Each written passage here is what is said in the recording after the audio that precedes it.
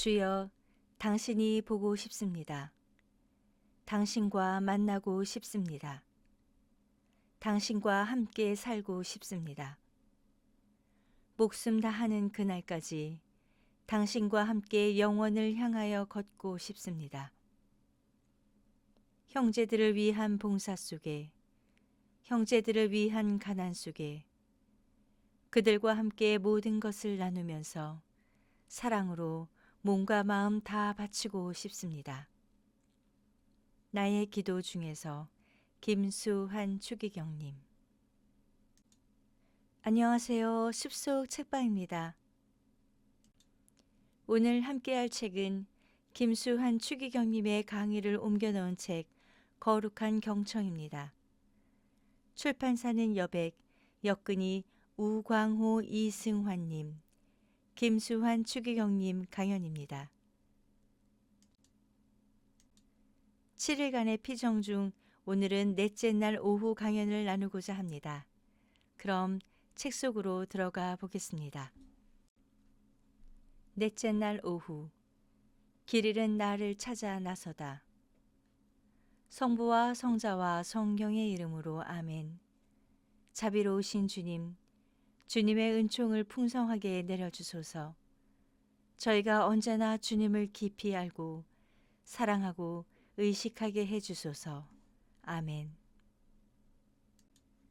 오전 대화에서 하느님께서는 우리의 잘못과 부족함을 아시면서도 사랑하신다고 하였습니다. 인간의 부족함에도 불구하고 하느님께서는 우리를 조건 없이 사랑하신다는 의미입니다. 따라서 하느님께서는 죄인인 나를 더 찾으시고 더 사랑하신다고 말할 수 있습니다. 성 아우구스티누스는 좋은 친구는 나의 모든 것, 나의 단점까지 알면서도 나를 받아주는 이라고 말하였습니다. 우리 모두는 이런 친구를 갈망합니다. 나의 잘못, 약점을 알면서도 여전히 나를 받아주는 친구, 얼마나 좋은 친구입니까? 그러나 인간 사회에서 이런 친구를 만나기란 현실적으로 아주 어려울 것입니다. 그런데 하느님은 바로 이런 친구이십니다. 시편 139장의 말씀처럼 그분은 나를 훤히 아시고 속속들이 아시는 분이십니다. 나의 죄와 나의 부족함을 다 아시면서도 사랑하시는 분이십니다. 그것은 결코 죄를 용인하거나 과소평가해서가 아닙니다. 죄는 하느님께서 가장 싫어하시는 것입니다. 죄는 하느님과 인간의 생명의 관계를 끊는 것입니다. 죄는 우리를 하느님에게서 떠나게 하고 죽음과 멸망으로 몰아가는 것입니다. 그래서 하느님께서는 더 깊이 연민하십니다. 죄, 그것이 자비로우신 하느님의 마음을 움직인 것입니다. 죄는 오히려 하느님으로 하여금 우리에게 오시게 한다고 말할 수 있습니다. 그래서 죄가 많은 곳에서는 은총도 풍성하게 내려졌습니다. 아담이 죄를 범한 후에 하느님께서는 너 어디에 있느냐 하고 그를 찾아 나서셨습니다. 이와 같이 구약에서 나타나는 하느님은 당신이 사랑하시면 하실수록 멀리 도망치는 백성을 거듭거듭 찾으십니다. 예언자를 보내셔서 그들이 당신에게 돌아오도록 거듭 권고하시고 촉구하시고 위협도 하시고 달래시고 여러 가지로 호소하십니다. 그리고 결국 당신의 외아들을 보내셨습니다. 부활 성양 때 부활초를 축성하고 부르는 부활 찬미가에 다음과 같은 성 아우구스티누스의 표현이 있습니다. 오 복된 탓이여. 성인은 원죄를 가리켜 오 복된 탓이여 라고 말합니다. 왜냐하면 이 원죄 때문에 하느님의 아들이 우리를 위해 인간이 되어 오셨기 때문입니다.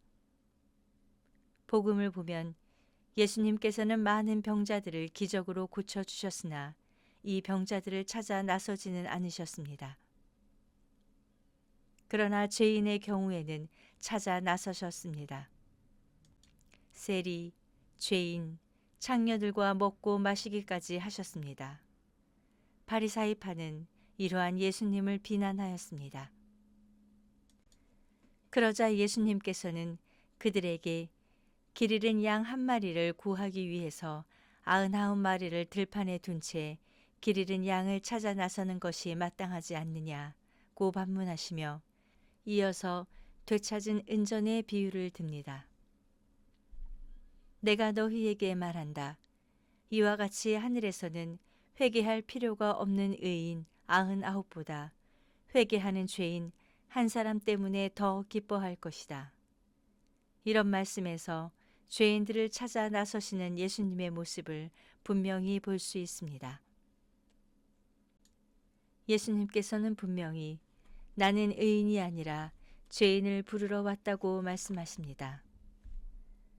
튼튼한 이들에게는 의사가 필요하지 않으나 병들 이들에게는 필요하다고 하신 것처럼 예수님께서는 선한 사람이 아니라 죄인을 찾아서 구하기 위해 오셨다는 것을 분명히 밝히셨습니다. 이렇게 죄인을 불쌍히 여기시고 찾으시는 예수님의 마음, 착한 목자의 마음, 우리는 그분의 부르심을 받았습니다. 그러므로 예수님의 이러한 마음이 바로 우리의 마음이 되어야 하지 않겠는가 하고 생각합니다.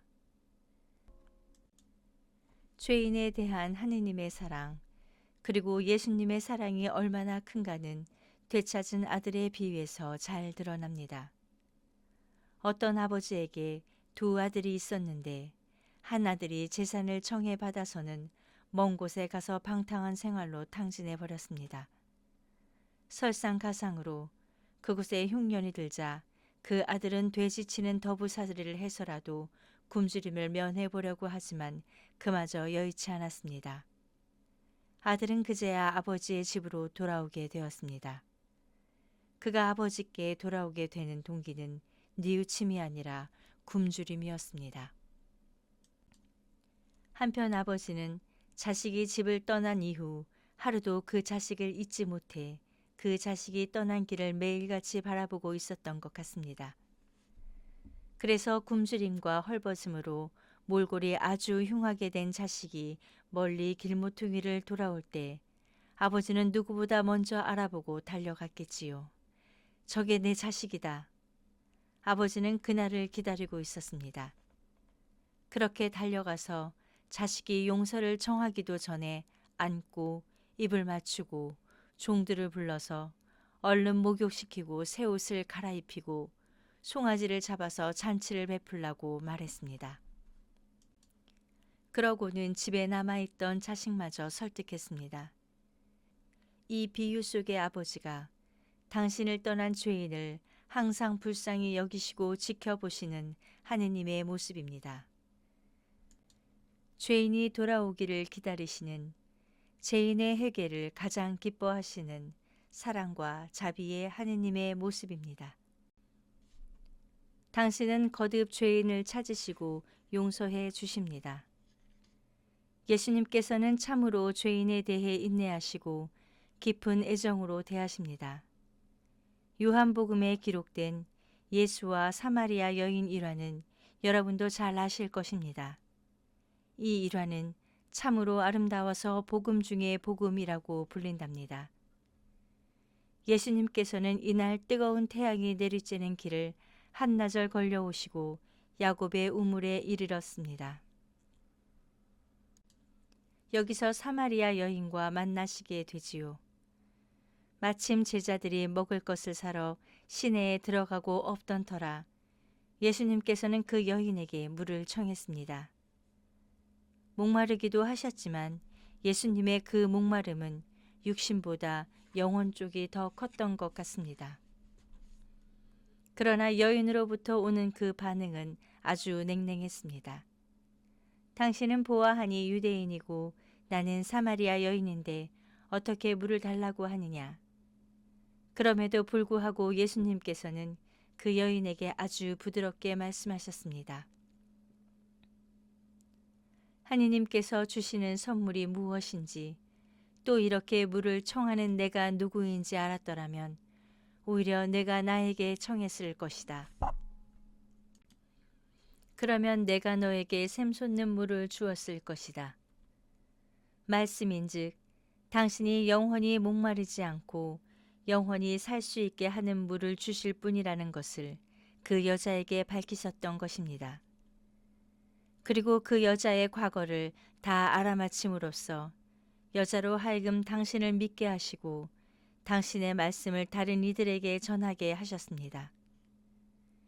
예수님께서는 이날 그 여자에게 당신에 대해 밝히신 내용은 복음 그 자체입니다. 당신이 모든 것을 살리는 생명의 물이 되신다. 샘솟는 물이 되시며 당신 자신이 바로 그리스도이시다. 그리고 영적으로 아버지께 드리는 것이 참된 예배라고 하셨습니다.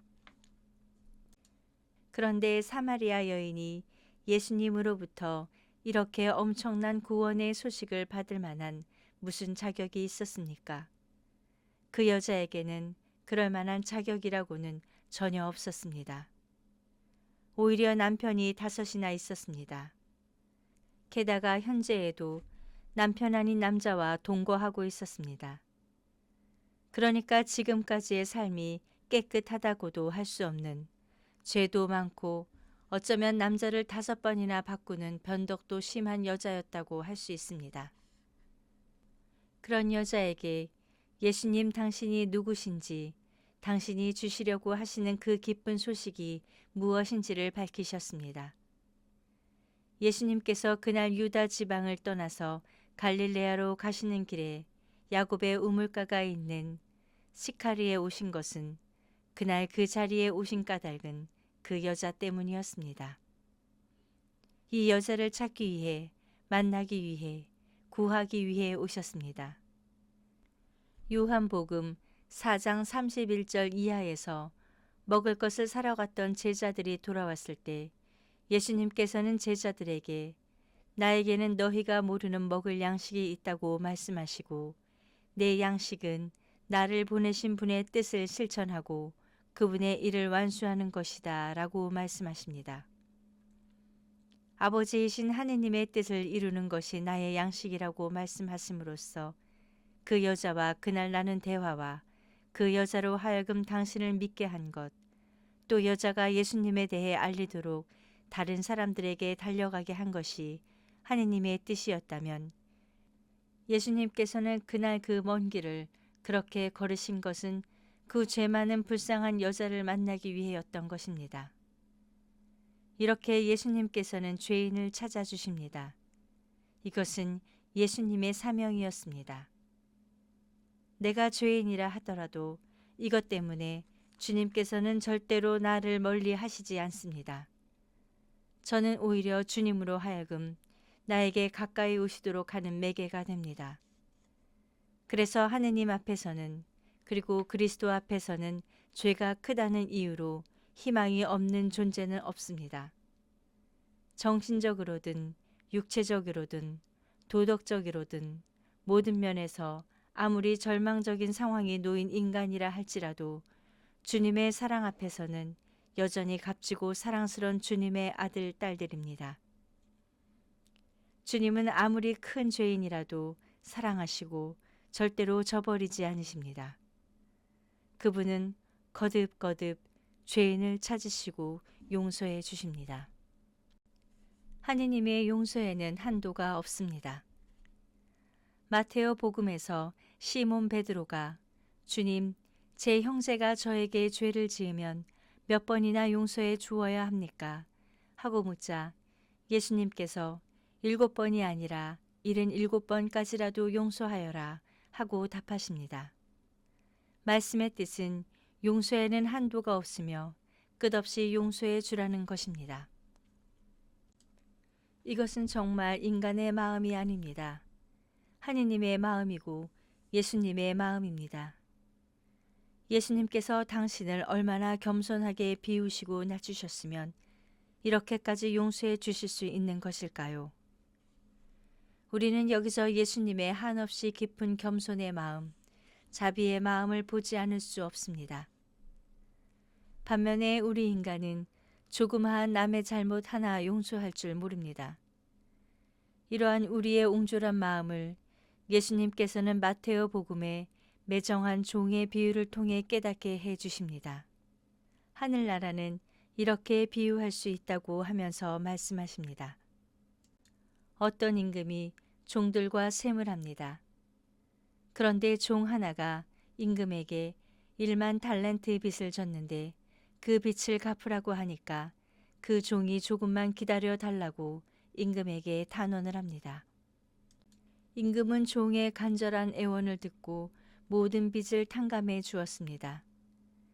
그런데 그 종이 친구 하나를 만났는데 100데나리온을 빚진 사람이었습니다.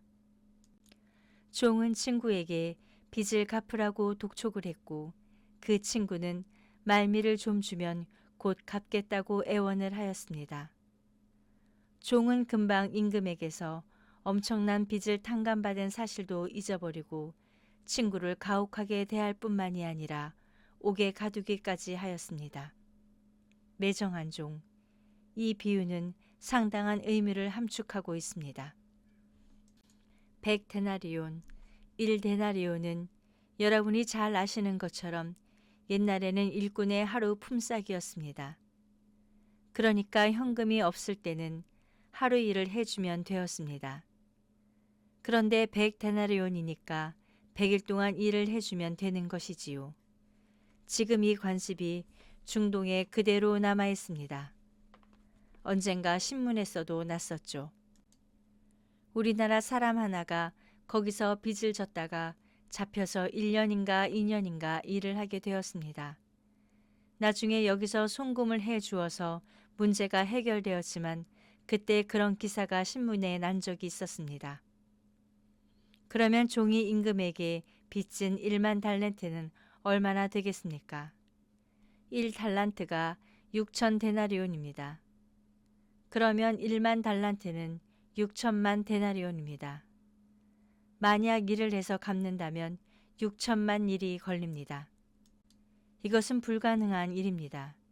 1년 365일, 인간이 오래 산다고 해서 100살을 산다고 해도 36,500일입니다. 이것은 6천만 일에 비하면 아무것도 아니고 100살까지 일할 수 있다고 해도 태어나자마자부터 죽을 때까지 일을 해도 다 갚을 수 없는, 그러니까 영원히 일을 해도 갚을 수 없는 불가능한 양입니다.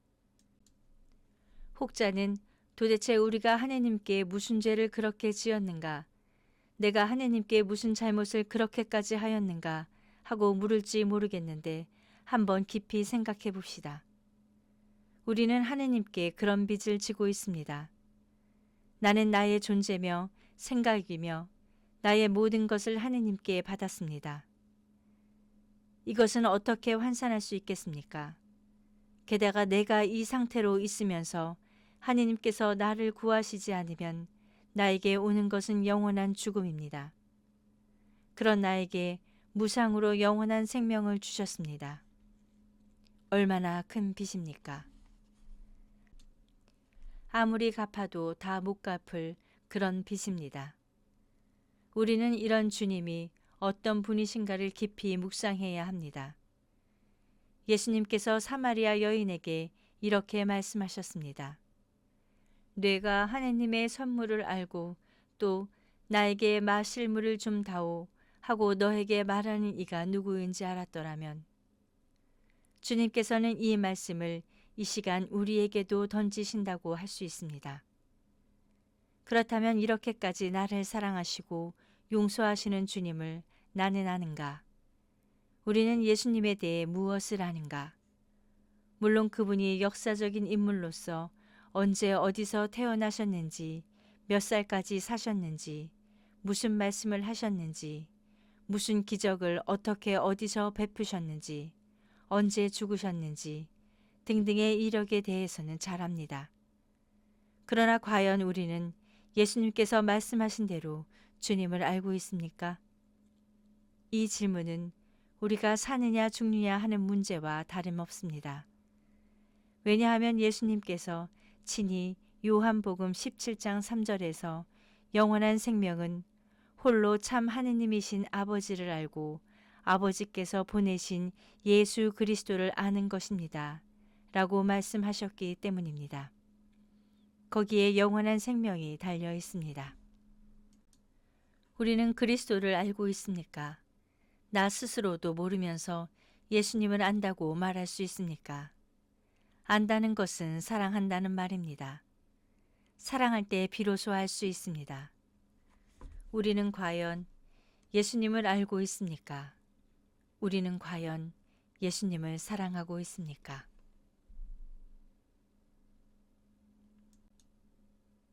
감사합니다. 서로 사랑하는 하루 되십시오. 숲속 책방이었습니다.